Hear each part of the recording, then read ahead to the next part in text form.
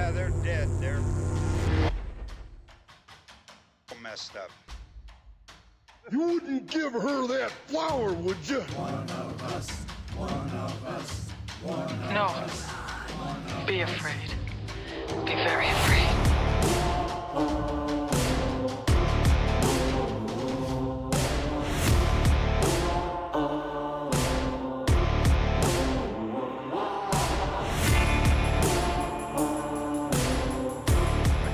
Renfield, he's the Van Helsing style no, guy? Renfield's Dead and- he's- like Dracula, Dead and Loving It. He's like his like sidekick, his helper. He's Yeah, always eating bugs and stuff. Yeah.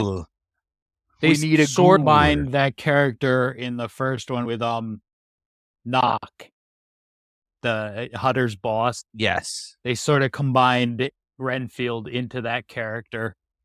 Oh, Right. I He did does not a know lot. that. He does a lot of like Renfield stuff during the original.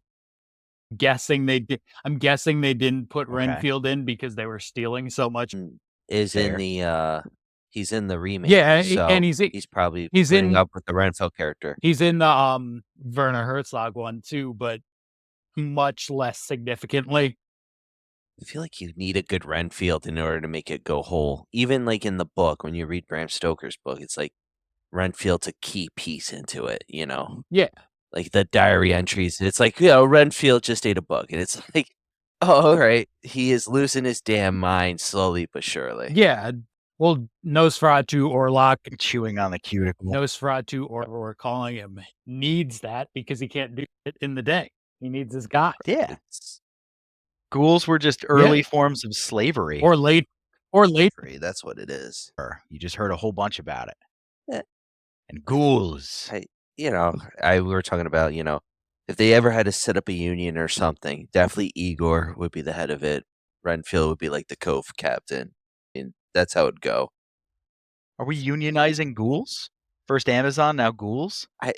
You can even go with the Fallout going on, man. Like, they're unionized in the show. Former actors there. Walter Goggins, not I have no idea about a union. I don't know how a union. union of ghouls would work. None of them have any independent thoughts. They'd all just wind up doing what they're meant. I mean, have you seen Igor's hunchback? I mean, come on now. I mean, it's always flipping side to side. Renfield probably needs a dietitian to kick his bug habit. So these are all nods to. So for those listening, this isn't a bit. I am an affable nitwit. I know very little about horror and horror history compared to these two gentlemen. So I'm going to be asking a lot of clarifying questions.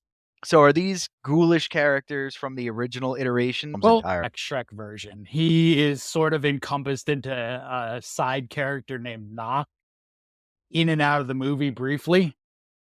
Kind of like he's like a mix. He's got like that Holt to him, but he's also Thomas Holt's boss, Harker in the Dracula version. Okay. Who is so Hutter in the original is the Harker character, you know, and that's sort of another nod to we're stealing and trying not caught. Got it. So that's a reference, listeners, to the fact that Nosferatu is a blatant ripoff Bram Stoker's Dracula, which is hilarious to me for a lot of reasons. But I do notice there are subtle, imaginative, and original things in Nosferatu compared to Dracula. He's ugly as shit for starters. He's literally a rat with wings. That's Like- what he looks like, a rat coming Yeah. out. But iconic image. I mean, it's definitely they took the look of it. And they from the Salem's Lot. Yeah, the character. He's got the Marlowe. fangs and stuff, and that's borrowed Yeah. from Rex Count Orlok. Oh yeah, big time. There's a few different ones too, and I guess they went that way because they wanted more of a monster, less of a Don Juan. Because Dracula, in a lot of ways, especially today, is like out of a telenovela with the greased back hair and everything. He comes in, Maria, He's a sexy stuff beast. like that. I like Nosferatu's like way. That's the Yeah, exactly. And I mean, that's the way it's supposed to be in a lot of ways. But Nosferatu does that in he has a love interest, and it's a lot more rapey and gross. well, he's a plague. That's why he's so ugly. Like the long fingers. He's like trying to grab everyone into his grasp. And the thing is he's bringing death, and that's what like I think gravitates a lot of horror fans in this vampire realm, in this realm at least, is he brings death. While Dracula, it's a little there's a lot of romanticism in it, because it's like he falls in love with the women love him, he's got the wives, and it's like it grows where he's like populating vampires, and Orlok's just killing everyone off. He's like, to be honest, he's fuck this is it, man. Kill. And he just goes Yeah, after it. Dracula wants more vampires and Orlok wants to watch the world burn. I mean, that's actually a pretty cool distinction between the two. I like that. Yeah, lot. that's what he is. He's a destroyer. Okay. And then he just wakes up because Johnny Depp's daughter is lonely. Is that kind of the beginning premise? Like it kicks off. She's like, I'm so sad. And he just pops up. I So, mean, I believe they're connecting it with Jensen stuff with the new one. Because it's like you see, like he's like calling to her, and she's like got this attraction, and especially a whole scene where the tears of blood are falling down. It's just like it's glued to me because of the fact that it's in this. She's seeing whatever's appear. So there's like a to it, which again connected to the Dracula mythos, connected to the Nosferatu from 1979. Winsky. It's a nice jump. Plus Edgar's district, so he did not want to fluff this up. I don't either. Based on the early reviews, it seems like a lot of it's funny because people who like Norsemen dig this and say that, like, you know, it's not his best work, but it's really good. And then there's the people who like hate Norsemen and they have like a rage boner against Lighthouse and stuff like that. They are not fans of this. And I was like, well, of course not. You don't know what art is, you I will swine. say the light, and that's got to come up on our podcast Okay. at some point, because Cold Skin is It sounds it's like one of the more bizarre movies you'll see. It sounds like I feel like there's skinning involved. There- just based Okay. on the. I was gonna say it sounds like something you'd see on it's Cinemax close, at yeah. 2:30 You mean in the morning. Skinemax, sir? It's close to Skinemax, minus most of the news. Serve as the main Oh. character / maybe interest. So, all right, I'm getting some good stuff there. Okay, so I can see why Lighthouse yeah. takes second place. No, I was just saying, Lighthouse film. The Fog is my gonna say. go-to. John Oh. Carpenter. So that's why I was like, Skin. Okay. The Fog does not compare to Skin. Skin's got a good premise. He's like, I don't know. He's real hit or miss when it comes to certain things and certain like tastes. But this thing looks solid, and from what I'm hearing, he took some liberties that may have panned out pretty well. I mean, people are already talking about award season contention. Skarsgård might get Best Supporting. Lily Rose Depp might get Amber Heard as their next stepmother. No, I'm just kidding. She might get an Academy Award for Best Leading Actress in a horror film. I don't think that's ever happened. That's Those are- amazing, because like a lot of people don't recognize that in that category, and to see it win an Academy Award, it's just showing how the film industry is changing overall, and they're seeing how much like overall different genres are art, and it's welcoming to see that. So on you'll this account, especially for this. Yeah. Shape of One to really kick the and door some open people with would that. argue Silence of the Lambs. I don't believe Silence of the Lambs is a horror movie, but you get people that do. So you got Jodie He Foster. was in Red Dragon as the reporter. Philip I can't Seymour think of his Hoffman. name right now. It's driving me crazy. Thank you. All right, so I'm gonna roll now. So it's Christmas Eve, and we're wrapping presents, getting everything finished up and everything. And I threw on Red Dragon because that's like comfort food for me. So Kim looks up while she's putting together Charlie's present over there in the corner of the room. It's like this whole little kitchenette thing. It's like a mini apartment. It's probably nicer than most studios in New York City.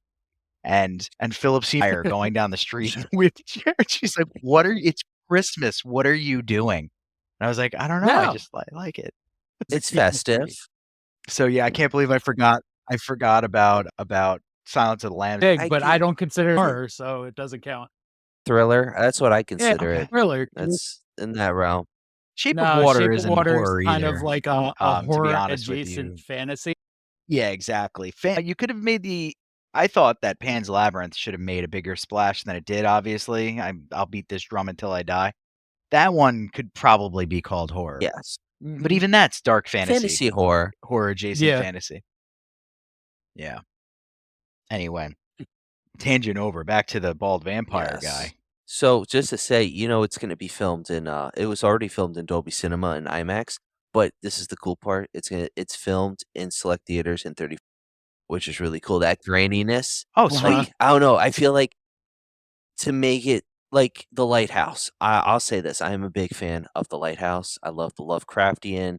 Willem Dafoe's amazing. You see the pops in the film when you watch it, and if that's the same thing with Yeah, that was the weird thing about watching the 1922 one Yeah. again on Blu-ray, how clean it looks, and it really shouldn't look that clean. That's right. Max Shrek and Isaiah. Do you guys remember the salad fingers guy Yeah. with the little spoon fingers or whatever? Yes, was it salad fingers of the spoons? I like this. Yeah. That was the fingers are the only thing in the costume that was better in Nosferatu the Vampire than in the original. They got the fingers right, but the head was too smooth. And the original It's too the smooth. original round, he's like all kind of messed up. And then Werner Herzog made it like almost like perfectly round, and it doesn't quite work for the character, but the hands and the fingers are better. I was gonna say the Nosferatu. It's the 2023 one. It was directed by David Lee Fisher. It's basically just a Fingers shot by shot remake. It's a shot by remake of the film. So it just looks. It's not Orlok. It's like very modern, if I can say that. Set with the 1920s. Yeah. Like Yeah. I don't know. I feel like Shrek, Kinski, Bartis had it down pat. I'm curious on how Skarsgård will look because just he looked amazing as Pennywise. Being a big Tim Curry fan, like he stole that show, and I know he's gonna. He crushed it as Pennywise. He heavily supported by CGI. Oh yes, and stuff like that to give our nod back to the late great Tim Curry. Oh, you just yes. You killed Tim Curry. Oh, Jesus. He's not a sweet transfer. It was Kearns in the office with the idiots. FBI As a clue reference, It's like, by the will way. the FBI raid us now? Stop. Maybe. It would. Who Oh my killed God. Mr. Body? So I didn't mean to kill Tim Damn it. Curry. You killed Mr. Body. Damn. I didn't know he had a stroke though. It sucks. Anyway, back to fun stuff. So Skarsgård playing like all of the movie villains and stuff like that that's gonna be interesting to see what he ends up getting cast in next. Because if he crushes Orlok, he pretty much crushed. You know that there's a continuous casting. Meanwhile, his brother's being cast in movies where it's like, we need your pecs to be oiled up immediately, and you have to kill other Northmen. Well, vampirism runs in the family because, what do you call it? Skarsgård, his brother, was Eric Northman in True Blood, funny enough. He's the lesser Skarsgård. He played Randall Flagg into the ground in the remake of The Stand, the TV show. Did the worst Flagg. See that? He was so bad. Disappoints because it's like the Skarsgård. They're great actors. You always need one. It's like the Baldwin thing. There's always one. Yeah. I'd say Bill's good. And the yeah. Howards, Clint Howard is far and away the superior Howard. Ron is like the lesser Howard. I mean, I can't argue with that. Yeah, I agree with that. I do like Clint Howard. The guy who raises his hand a lot Yeah. in class. You, Gets the teacher to like him. He's like, I'll be a especially director. right at the end of class when everyone just wants to leave, and it's like, okay, does anybody have any questions before we dismiss? And his hand goes up, and you want to kick him in the ass. He's like, we forgot about the homework that we were supposed to hand in, and then like everybody's gonna kick his ass later. That's Ron Howard. Ron Howard is slowly transforming into Clint Howard. Yes. By looks, I've noticed that. Like his face, they look like that dinosaur with the hard head. When I don't know what it's called, Yeah. they smash heads together. Both of them look like that now. But Clint's always looked like that. He still looks the same, Ron, as you're saying. Ron's involved, and especially in that Happy Day skit. He's just a taller version of him. It's scary. It's just scary. Yeah. I was actually watching Clint Howard came up on my Instagram. It was from Silent Night, Deadly Night 4. I did not know he was in on it, and he just walks in on a couple.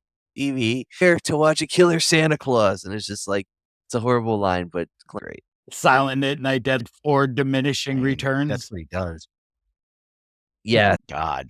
So Bill Skarsgård is the younger brother, I think, or he just feels that No, way. he's the younger brother. Ooh. Oh, he is the younger brother. I do think he's more talented. But him coming in with the Pennywise voice, that's what really sold Pennywise, was the Skarsgård. Who's going to do the Pennywise impression for everybody? Georgie? I have it. Can do the Like, pulls that out. Georgie. You right? Trademark infringement? Now it just sounds like Yoda. Just like the Tim Curry, like Georgie. You know, like, I don't know, Tim Curry. I got that That's Tim better. Curry down.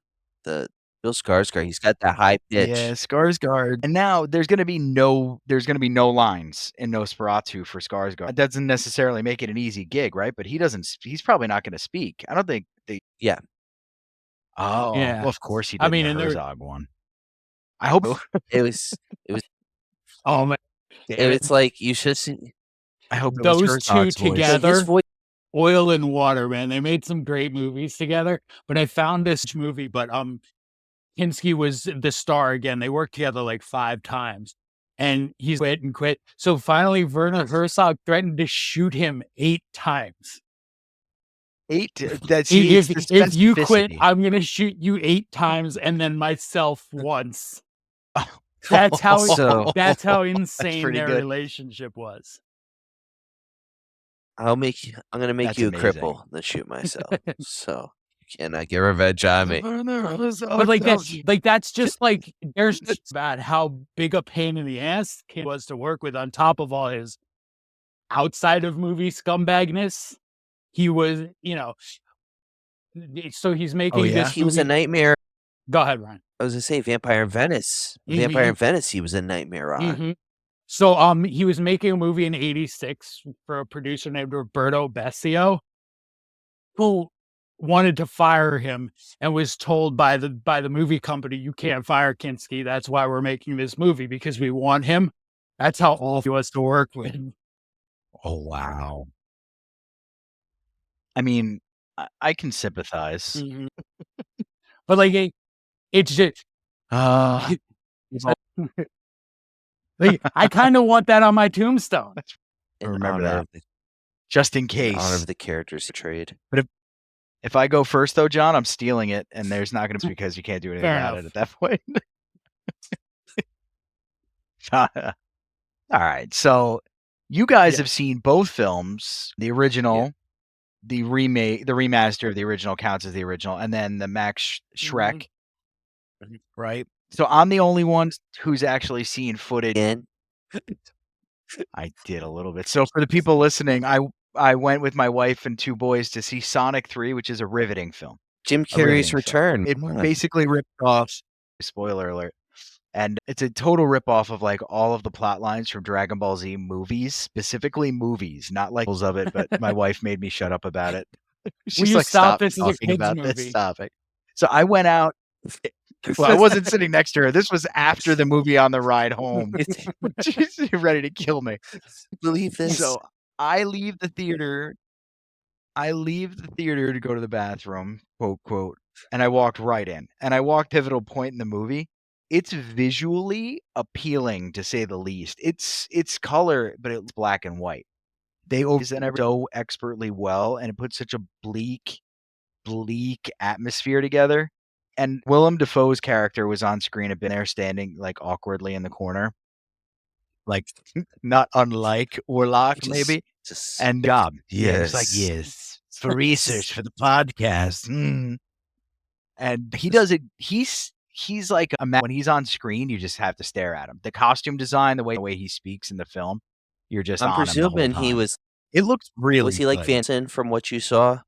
Because that's what the vibe I was getting with. Yeah. He's very sciencey. So yeah, he's like the only one. You know how the trope is. He's like to be the only living human who knows about vampires. And he just goes into like how every little bit of lore you might know from these things, whatnot. But that's not really what I was seeing. This is mostly But that is the vibe his character was giving off for sure.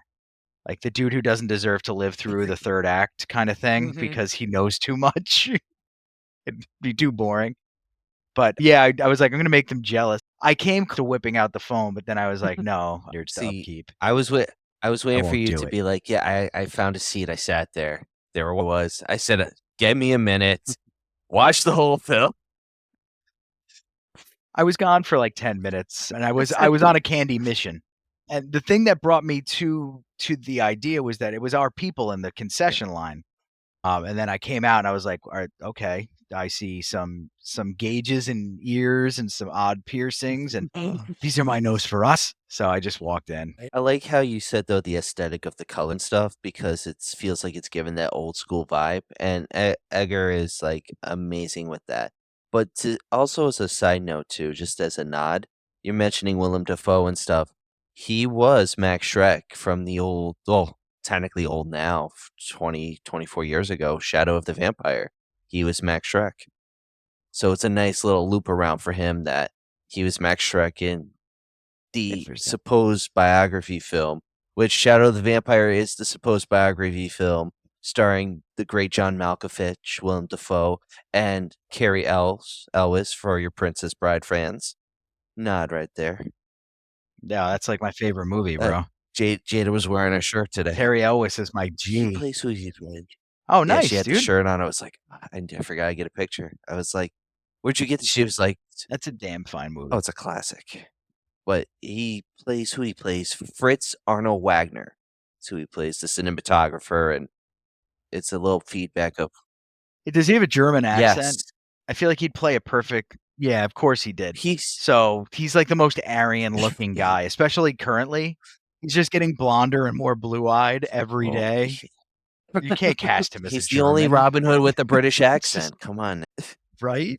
It's insane. Well, I'd say you have Carrie Udo Elwes. Kier in this film too, as well. By the way, if you're not familiar with Udo Kier, he's in a great movie called Blade. It's an action film. I don't know if you guys agree with that. I think that's an action film, but It's not a plays one of horror the high movie. vampires. What? It's not a horror movie. All right, I was gonna say I get. Blade is 100%. I was gonna say okay. Movie. There was Yeah. talk on that too. The soundtrack is pure techno. It's pure techno. It has to be an action movie. Like I remember I used to run to the friggin' blood rave scene music on like it would go into like Limp Bizkit's Fred Durst crap. Like, oh my god, I remember that like it was yesterday. Blade. So who does he play in Blade? The beard. Here he plays one of the high vampires where Frost has him. Some Oh, of outside course. the sun's coming up. He's like, you're gonna feel the heat. It'll be your first time, and it'll be your last time. Just great writing. I mean, I got a special place in my heart for Blade on that one. Career defining role. I like when Steven Dorff turns into a big pimple and pops at the end. That's fun. The best one is the part with the UV light where the vampire they can't move. He's like, Frost, save me. He's like, you're on your own. Have fun. And just lights him up.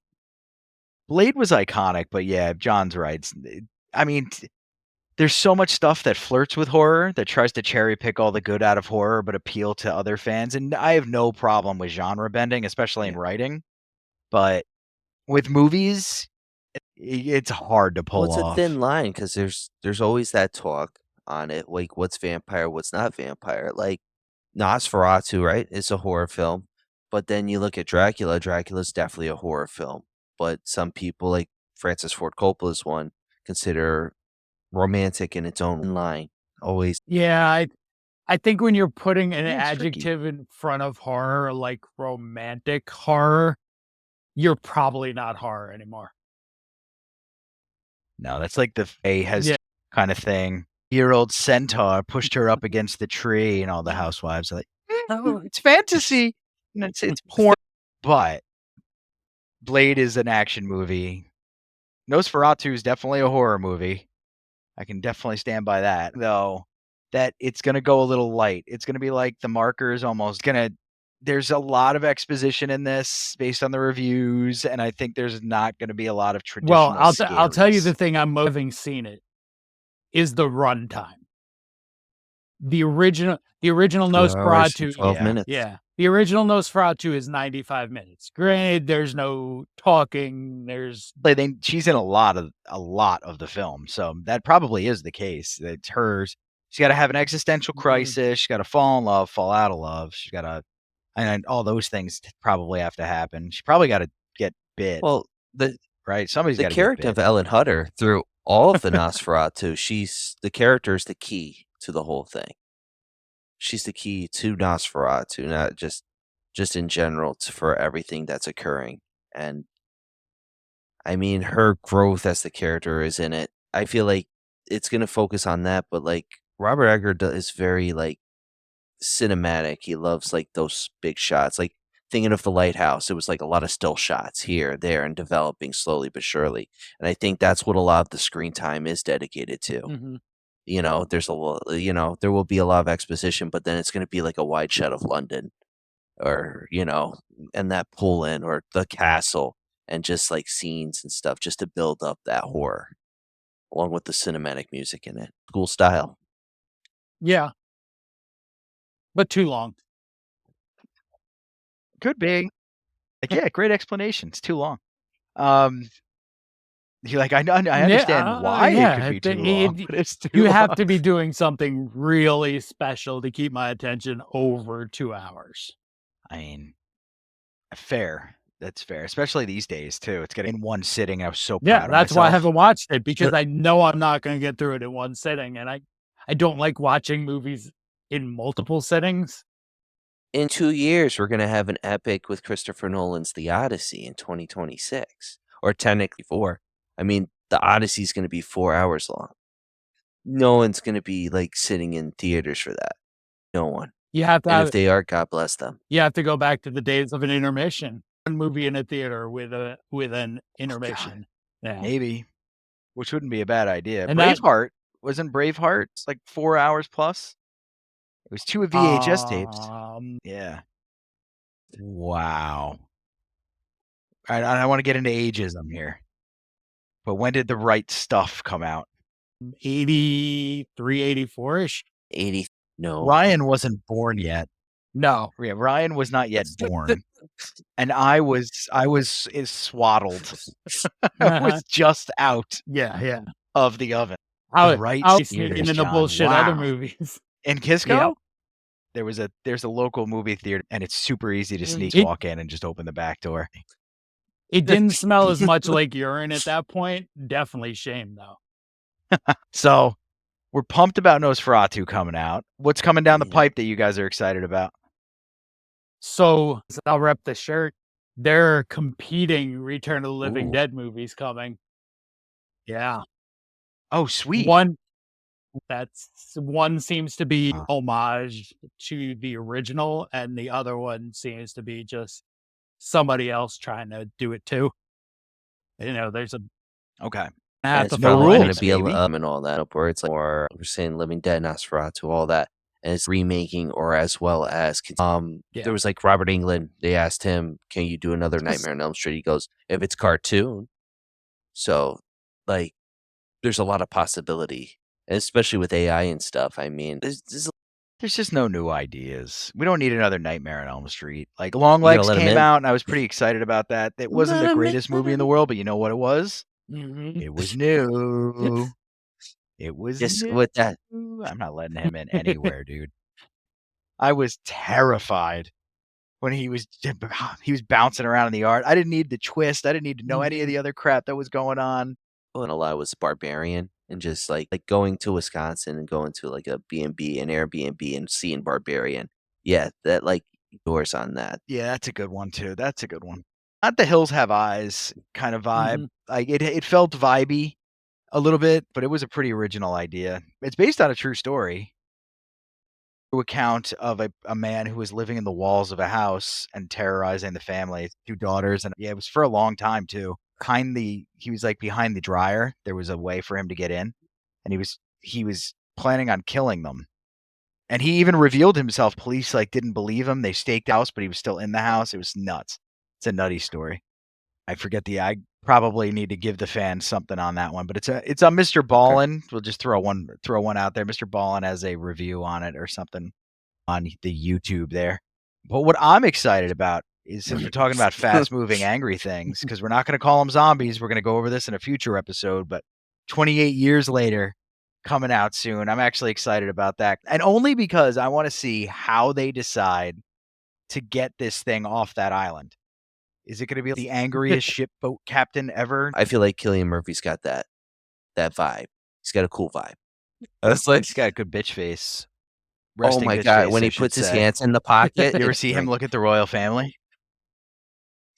You would think an actor would hide it better. Yeah. He's an Irishman who's not happy shows. Yeah. about the puts- treatment well, of it's that. Ireland.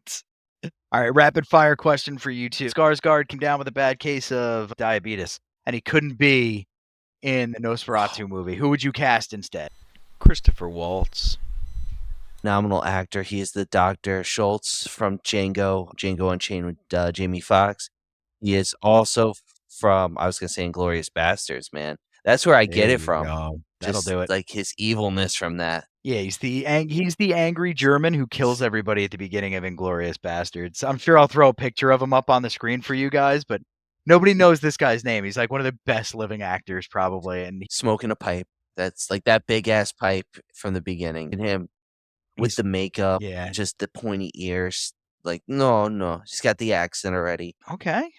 Howard Thornton from Terrifier. A Terrifier reference, of course. It couldn't be I know, I an feel bad episode without a doing it, but- Terrifier reference. That was a quick rundown of Nosferatu 2024 from three guys who haven't seen it yet, which is probably good for you guys because we can't spoil it. We'll probably reference it and what we thought about it in our next episode, or maybe one further down the line.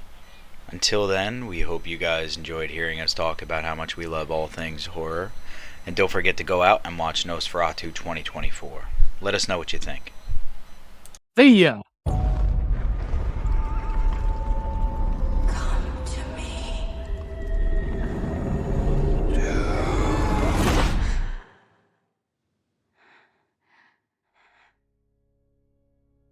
I've never shared my secret with any soul. You have had these spells since childhood.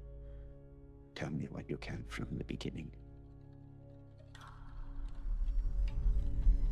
It is like a dream. It was our wedding. When we turned around,